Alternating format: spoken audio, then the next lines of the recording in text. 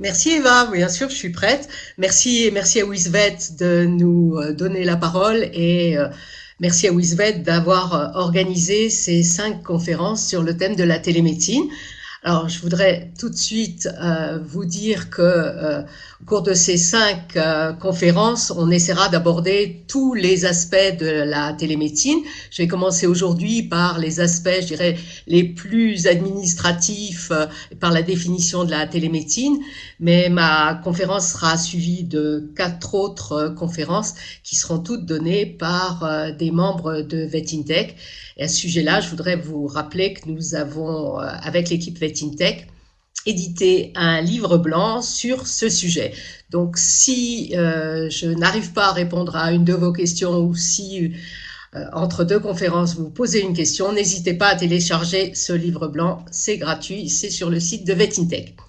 Alors, commençons tout de suite par le vif du sujet. On va parler un petit peu du contexte actuel. Le contexte actuel en médecine vétérinaire est le suivant. Le code rural jusqu'à présent empêche toute activité et tout acte vétérinaire à distance, puisque le code rural impose un examen clinique pour poser un diagnostic. Donc, dans ce contexte-là, il n'était pas possible de réaliser des actes à distance et la télémédecine vétérinaire était jusqu'à présent, jusqu'au 5 mai, impossible et interdite. Alors, tout ça dans un contexte technologique général qui est, vous connaissez tous, hein, la couverture 4G et les zones blanches. La couverture 4G s'améliore. Aujourd'hui, il y a de moins en moins de zones blanches. On estime que 85 à 90% du territoire français est maintenant couvert. La plupart des possesseurs de mobiles ont maintenant un smartphone et c'est d'autant plus vrai dans les jeunes générations. En dessous de 40 ans, on est à plus de 95% de possession de smartphones. Quant à la télémédecine vétérinaire, elle est autorisée dans certains pays depuis 2016, hein, donc depuis 4 ans, en particulier aux États-Unis, au Canada, en Australie, dans pas mal de pays, en particulier les pays anglo-saxons.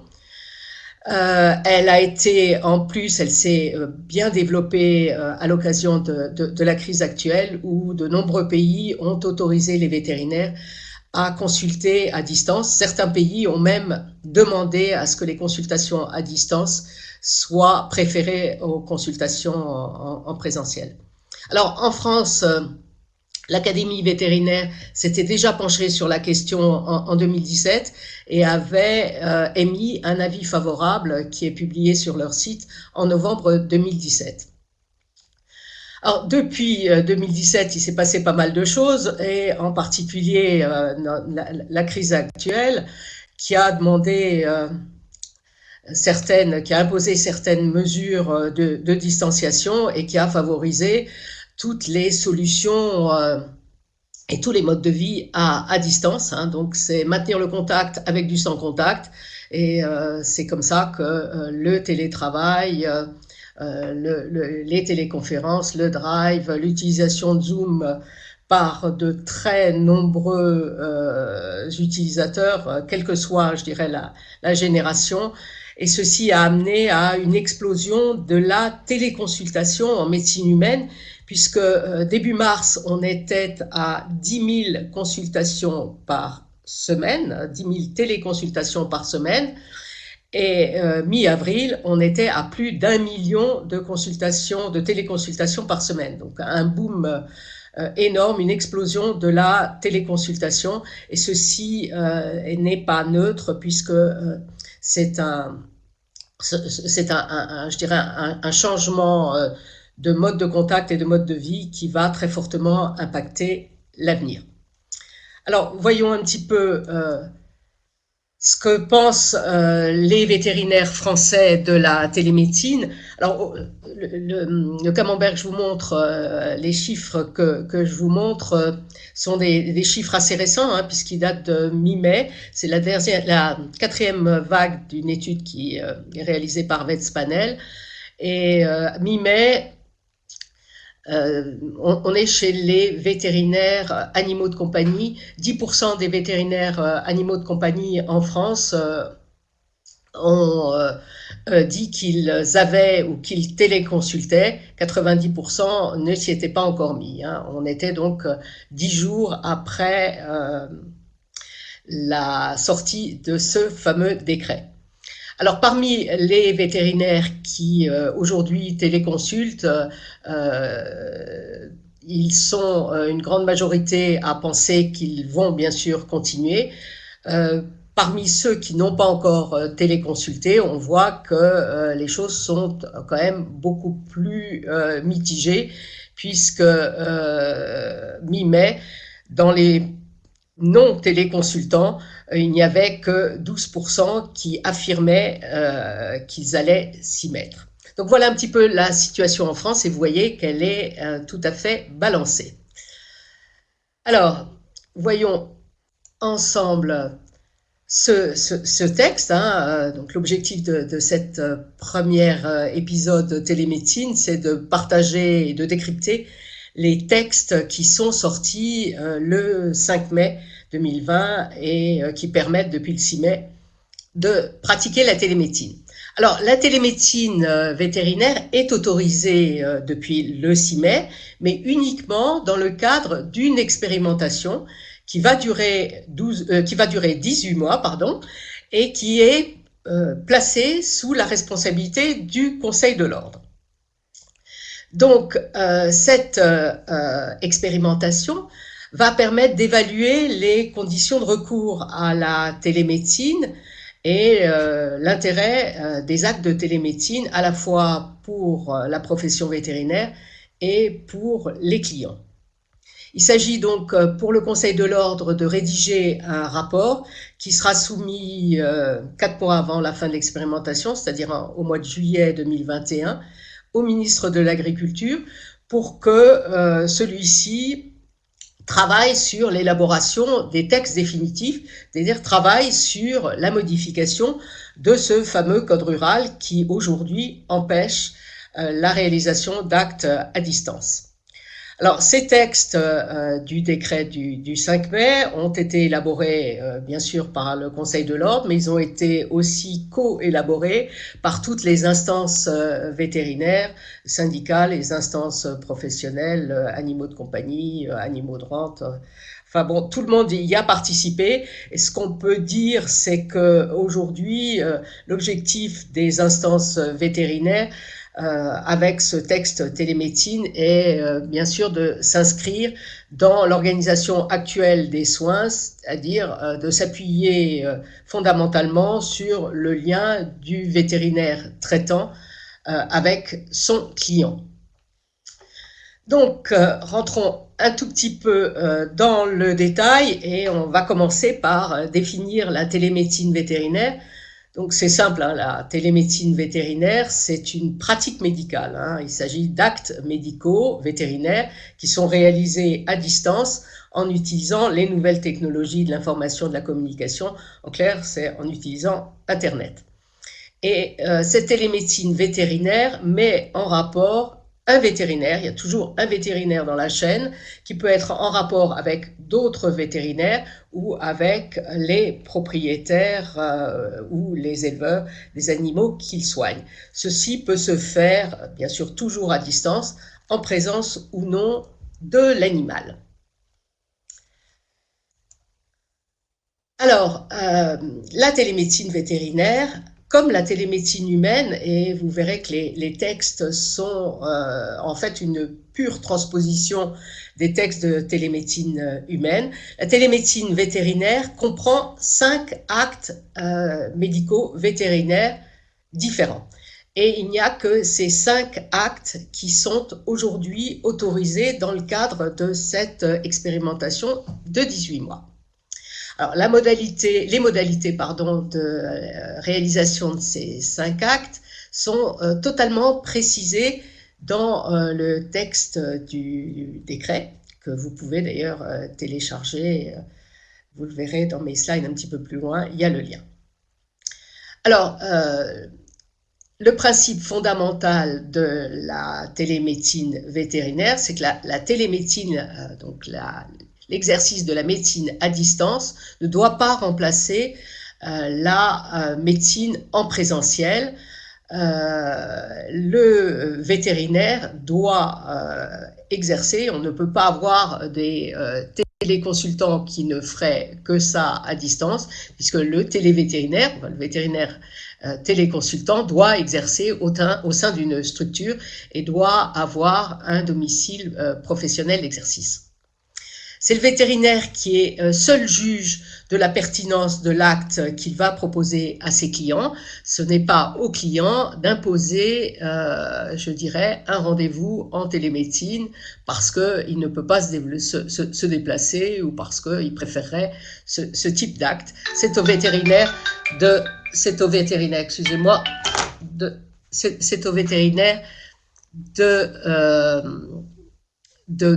proposer et même d'imposer ce qu'il souhaite en matière de médecine à distance.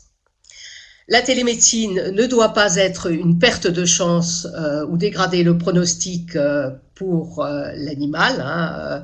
Il est très clair que la télémédecine doit conserver les chances de l'animal et ce sont des services supplémentaires qui doivent à la fois bénéficier à la santé de l'animal et à l'amélioration des relations avec les clients. Voilà les grands principes. Alors, cette nouvelle offre, ces nouveaux services sont offerts dans un nouveau contexte. Tous ces actes étaient déjà pratiqués sous une forme qui était jusqu'à présent à la fois très chronophage et totalement gratuite. L'avantage de ce décret et de cette officialisation de la télémédecine, c'est que ces actes peuvent être dorénavant pratiqués et ils peuvent être facturés, donc rémunérés. Ils permettent aussi d'officialiser ça sur le plan à la fois réglementaire mais responsabilité civile, puisque cette officialisation va permettre la couverture par l'assurance responsabilité civile professionnelle que vous avez dans l'exercice quotidien de votre job. Alors, comme je le disais auparavant, le télévétérinaire est seul responsable de sa décision d'engager une téléconsultation ou une consultation à distance et il engage par là sa responsabilité. Les actes peuvent être proposés au client qui peut les choisir, les accepter ou bien sûr revenir à la solution classique, c'est-à-dire le présentiel. Bien sûr, si la téléconsultation ne convient pas en cours de route, elle peut être interrompue et on revient à la case départ, c'est-à-dire la consultation en présentiel. Alors, que faut-il faire pour téléconsulter ? Aujourd'hui, les textes demandent à ce qu'une déclaration soit faite au Conseil régional de l'ordre par tous les participants. Il faut que ces participants soient inscrits à l'ordre et c'est à la fois un engagement à faire de la télémédecine, mais aussi à communiquer des informations dans le cadre de l'expérimentation. Excusez-moi. Dans le cadre de l'expérimentation, un référent par domicile professionnel d'exercice doit être désigné et à la suite de ça, l'ordre délivrera une attestation qui permettra la fameuse assurance en responsabilité civile. La liste des vétérinaires faisant de la télémédecine sera donc indiquée, publiée sur les sites des conseils régionaux de l'ordre. En pratique, il n'y a pas de solution technologique de télémédecine qui est imposée aux vétérinaires qui réalisent cette expérimentation. Ils ont le choix de la solution de télémédecine, le choix de la solution de vidéo consultation, de vidéoconférence. Il n'y a pas de solution de paiement qui est imposée non plus. Par contre, les textes imposent que ces solutions de paiement respectent la sécurité des données personnelles des clients et bien sûr respectent la sécurité bancaire des clients. Tous les échanges au cours des actes de télémédecine doivent être enregistrés dans le dossier de l'animal. La télémédecine doit figurer dans les conditions générales de fonctionnement de l'établissement, de la structure vétérinaire. Et bien sûr, il est possible d'en faire mention dans toute la communication. Alors venons-en rapidement aux 5 actes qui sont aujourd'hui possibles en médecine vétérinaire. Sur la droite, vous avez des actes qui sont faits entre vétérinaires, comme la téléexpertise et la téléassistance. On verra exactement dans le détail ce que c'est. Et sur la gauche, des actes qui sont faits entre le vétérinaire, le propriétaire ou l'éleveur de l'animal. Il s'agit de la télérégulation, de la téléconsultation ou de la télésurveillance. On commence par la téléexpertise, on va aller rapidement sur la téléexpertise. Il s'agit d'une expertise à distance qui est déjà réalisée dans la profession, en particulier sur l'interprétation des radios. Il s'agit donc d'échanges de documents, en général, non pas en temps réel, mais en temps différé. On envoie des documents, l'expert ou le spécialiste où le vétérinaire compétent va donner son avis, et tout ça ne se fait pas de façon synchrone. Il s'agit d'échanges entre professionnels. En général, l'animal n'est pas présent, et ce n'est pas une téléconsultation référée. Donc, il ne s'agit pas d'une consultation entre les propriétaires de l'animal et un expert ou un spécialiste. L'expert, dans ce cas-là, doit être autorisé à pratiquer dans le pays où est réalisée la téléexpertise. Donc voilà pour la téléexpertise, et je vous rappelle que Wizvet réalise pour vous des téléexpertises. La téléassistance, là aussi, ce sont des choses qui sont déjà pratiquées, qu'on appelle aussi souvent télémentoring. Il s'agit pour un vétérinaire d'être aidé dans un acte, en particulier dans les actes chirurgicaux, d'être aidé par un confrère expérimenté sur une technique chirurgicale, sur tout un acte ou sur une partie d'acte. Il s'agit bien sûr d'échanges entre professionnels et bien sûr l'animal est présent puisque l'acte chirurgical est réalisé sur l'animal. Alors, passons maintenant aux actes qui sont réalisés et aux échanges qui sont faits avec les propriétaires d'animaux. On va parler d'abord de la télésurveillance. Donc là, il s'agit en fait d'un acte qui est simple. Il s'agit donc de recueillir des éléments, des documents, des données qui sont transmises soit automatiquement par des objets connectés qui sont positionnés sur l'animal ou dans l'environnement de l'animal, ou des documents qui sont transmis au vétérinaire qui va les collecter, mais surtout qui va les analyser.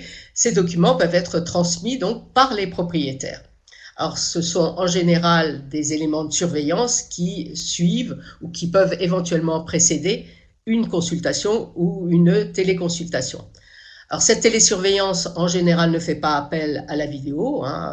Il est possible de faire de la télésurveillance avec des éléments vidéo, mais c'est souvent des envois de photos ou des envois tout simplement de données, la température ou des examens, des examens de laboratoire, par exemple. Alors, ce suivi à distance, cette télésurveillance peut tout à fait se faire sous la forme d'un chat. Parlons maintenant de la régulation médicale vétérinaire. Alors, la régulation médicale vétérinaire, vous avez le texte en bleu, Il s'agit donc de fournir aux demandeurs, donc aux propriétaires de l'animal ou à l'éleveur, en situation présumée d'urgence. Donc là, on n'est pas dans un cadre classique, mais on est en situation d'urgence, de fournir une orientation et une conduite à tenir.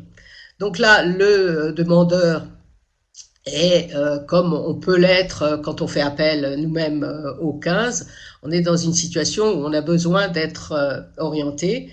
C'est ce qui est déjà pratiqué aujourd'hui par certaines sociétés vétérinaires dédiées ou certaines plateformes. Dans ce cas-là, il n'y a ni consultation, ni diagnostic, ni bien sûr prescription. Il y a simplement une orientation du genre bon, bah, c'est très urgent, consultez très rapidement, ça peut attendre demain matin ou ne vous en faites pas, ce n'est pas grave. Donc en général, ça ne fait pas appel à la vidéo et c'est quelque chose qui peut aussi être appelé téléorientation. Alors, on va terminer les 5 actes par ce qui, je dirais, nous intéresse le plus aujourd'hui, c'est-à-dire la téléconsultation. Alors la téléconsultation, c'est tout simplement une consultation à distance qui se fait en direct, c'est-à-dire en temps réel, de manière synchrone, ce qui, par définition, exclut les échanges par écrit. Elle se fait bien sûr en présence de l'animal. Au cours d'une téléconsultation, à la fin d'une téléconsultation, la prescription est autorisée dans les mêmes conditions qu'une consultation classique. Il n'est pas possible c'est quand même très très limité, il n'est pas possible de prescrire les antibiotiques d'importance critique, on peut comprendre pourquoi. Bien sûr, on est à distance, donc l'ordonnance pourra être mise à disposition à la clinique pour les propriétaires qui pourront venir la chercher avec les médicaments, ou l'ordonnance et les médicaments pourront être envoyés, tout ça dans les 10 jours qui suivent la téléconsultation. Donc, pourront être envoyés sous colis opaque et scellé dans les 10 jours. Alors, dans le langage courant, cette téléconsultation est très souvent appelée vidéoconsultation ou visioconsultation. Quelques détails extrêmement importants. Alors, la téléconsultation est réservée aux clients et aux animaux déjà suivis.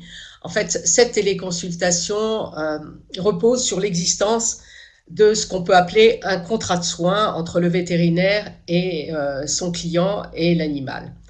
Donc les téléconsultations, comme la télésurveillance d'ailleurs, ne peuvent être effectuées que lorsqu'il s'agit d'un animal seul, par exemple un animal de compagnie ou éventuellement un AC, que si l'animal a fait l'objet au cours des 12 derniers mois d'une consultation en présentiel réalisée par le vétérinaire lui-même ou par un vétérinaire exerçant dans la même structure, dans la même clinique. Alors, en production animale, en rural ou en Indus, dans le cadre d'un suivi sanitaire permanent, il faut que l'animal, ou plutôt le troupeau, ait été vu par le vétérinaire dans les 6 mois qui précèdent l'acte de téléconsultation. Alors, ces actes de téléconsultation sont des actes vétérinaires et il s'effectue donc, comme tous les actes de médecine vétérinaire, dans le respect des obligations de continuité et de permanence des soins. Donc, quand on fait une téléconsultation, il faut être en mesure d'assurer le suivi de l'animal ou d'avoir tout organisé pour le suivi de l'animal. Ça, c'est un point qui est extrêmement important. Donc, l'animal doit avoir été vu auparavant en présentiel. Autre point important, la vidéo. Lorsque on regarde les textes, en particulier l'article 5 du décret, il y a une mesure qui est extrêmement importante, qui concerne la qualité de l'acte de téléconsultation et en particulier la qualité des échanges qui doivent être de très bonnes, ces échanges doivent être de très bonne qualité à la fois sur le son et sur l'image. Et le Conseil de l'Ordre interprète ça comme l'usage de la vidéo, en estimant que seule la vidéo peut aujourd'hui permettre un examen de bonne qualité à distance. Donc aujourd'hui, une téléconsultation doit se faire en utilisant des moyens, je dirais, actuels de vidéoconsultation, de vidéoconférence.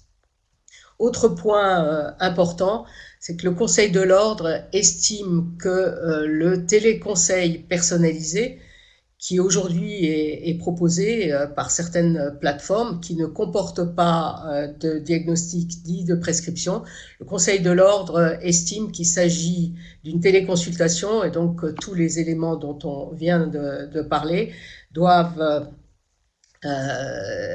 être je dirais, rempli par les gens qui font du téléconseil personnalisé, dire animal vu auparavant et vidéo, etc. Le Conseil de l'Ordre estimant que la téléconsultation, comme la consultation, n'a pas pour objet de réaliser un diagnostic ou une prescription. Donc voilà pour ces éléments importants de téléconsultation. Alors je voudrais en conclusion vous dire que la télémédecine aujourd'hui est autorisée. Je crois qu'il faut profiter de cette expérimentation pour se mettre tout doucement à la téléconsultation, à la télémédecine, à la télésurveillance et à tout ce que cette expérimentation peut permettre. Pour ça, il faut s'inscrire et se déclarer auprès de son Conseil de l'Ordre, inscrire un référent. Bien sûr, les 5 actes peuvent être rémunérés, hein. La télésurveillance peut aussi être rémunérée, comme la téléconsultation. La télémédecine ne doit pas dégrader le pronostic de l'animal. Elle est autorisée si l'animal a été examiné dans les 12 mois qui précèdent, si la continuité des soins est assurée par le vétérinaire téléconsultant et si les échanges se font en temps réel. Bien sûr, la prescription, comme je vous le disais, est possible.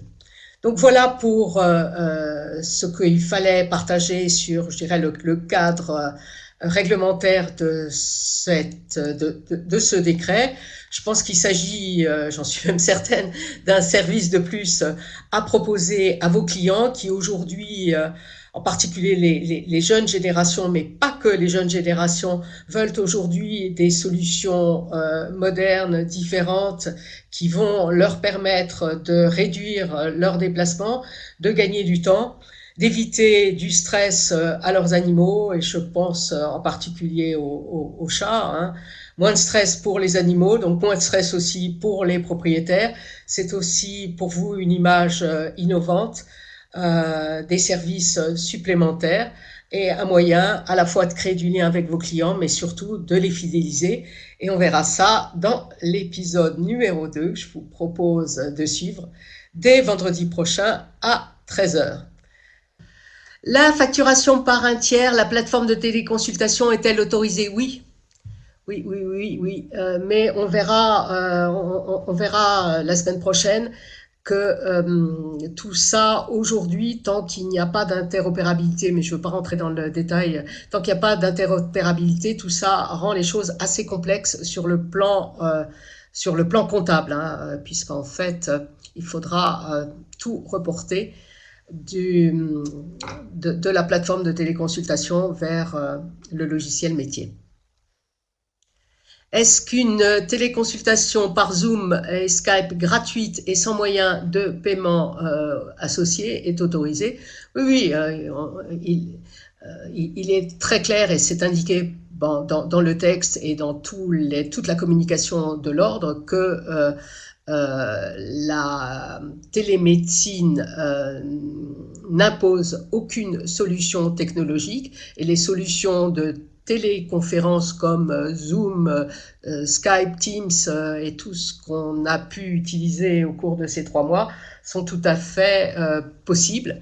Après, une téléconsultation peut tout à fait être gratuite sans moyen de paiement associé, bien sûr. Donc c'est possible. Lors d'une téléconsultation, peut-on envoyer l'ordonnance en PDF par mail? Non. Non, c'est pas possible. Quelle forme prendra l'évaluation de l'expérimentation par le Conseil de l'ordre? En fait, sur la base des éléments qui seront déclarés par les vétérinaires qui feront de la téléconsultation, enfin qui feront de la télémédecine, l'ordre va faire un rapport qui sera soumis au ministre de l'Agriculture avec bien sûr des propositions de maintien, d'élargissement de la téléconsultation ou de la télémédecine d'une façon générale, ou des précisions. Donc voilà, il s'agit d'un rapport qui sera envoyé au ministre de l'Agriculture, qui sera soumis au ministre de l'Agriculture et qui permettra la rédaction des textes définitifs et donc la révision du Code rural. En cas de télé-expertise, la facturation est faite au vétérinaire traitant.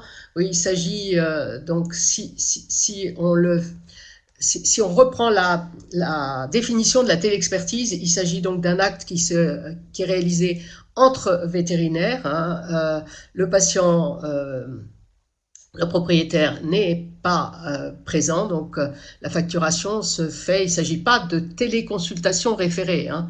Il ne s'agit pas d'une consultation en présence de l'animal et de son propriétaire. Donc la facturation doit se faire au vétérinaire. En cas de téléexpertise, a-t-on le droit d'exercer dans l'État, dans l'Union européenne? En fait, en cas de téléexpertise, ce qui est très clairement mentionné, c'est que le télé-expert, donc le vétérinaire compétent qui va se pencher sur le dossier de l'animal, doit être inscrit en France, doit être habilité à exercer en France si le dossier lui a été envoyé depuis la France. Donc ça n'a, je dirais, ça n'a pas, enfin le fait qu'on soit en Europe, excusez-moi, le fait qu'on soit en Europe ou en dehors de l'Europe n'a pas d'importance. Imaginons qu'il y ait une télé-expertise qui se ferait aux États-Unis. Il faut que le vétérinaire américain télé-expert puisse être habilité, soit habilité à travailler et exercer en France, ce qui, à mon avis, n'est pas souvent le cas. Donc là aussi, c'est quelque chose qui restreint assez fortement la téléexpertise d'une façon qui restreint de façon géographique la téléexpertise. Faut-il enregistrer et garder les vidéos? Non, il n'y a aucune obligation à garder toute la téléconsultation, toute la vidéo de la téléconsultation. Il faut garder quelques éléments de cette téléconsultation dans le dossier de l'animal.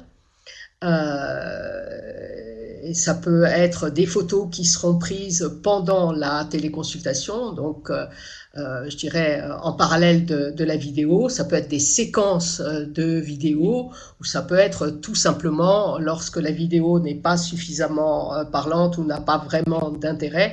Si la vidéo consiste à des échanges avec le propriétaire, les notes sont amplement suffisantes. Par contre, il faut garder bien sûr une trace de ce qui s'est passé pendant cette téléconsultation, du diagnostic, des commémoratifs du diagnostic et bien sûr de la prescription. Sait-on ce qu'en pensent les clients? Donc pour le moment, on n'a pas, en France, hein, du moins, on n'a pas aujourd'hui d'études qui nous permettent de savoir ce que pensent exactement les clients de la télémédecine vétérinaire ou même de la téléconsultation. On a par contre des témoignages de propriétaires ou de clients de vétérinaires à l'étranger. Il y a beaucoup d'études qui ont été faites auprès des propriétaires d'animaux de compagnie aux États-Unis, et il est très clair que c'est un service qu'ils apprécient beaucoup. C'est pas pour autant une raison pour eux d'abandonner la consultation classique, mais c'est un moyen en particulier sur le suivi des pathologies chroniques. C'est un moyen, je dirais, d'alterner avec les consultations en présentiel. Donc, on alterne le distanciel et le présentiel, la téléconsultation et la consultation classique. Et ça rend de nombreux services. Ça rend aussi pas mal de services à des animaux âgés qu'on a du mal à déplacer. Ça rend aussi beaucoup de services en suivi de consultation, en suivi en télésurveillance ou en suivi de chirurgie. Donc les clients apprécient beaucoup, et ça crée, je dirais, un lien, une fidélisation qui est relativement appréciable. Certains clients allant même jusqu'à dire que si leur vétérinaire abandonnait la téléconsultation, ils changeraient de vétérinaire. Je ne suis pas certaine que ça soit vrai. Enfin voilà.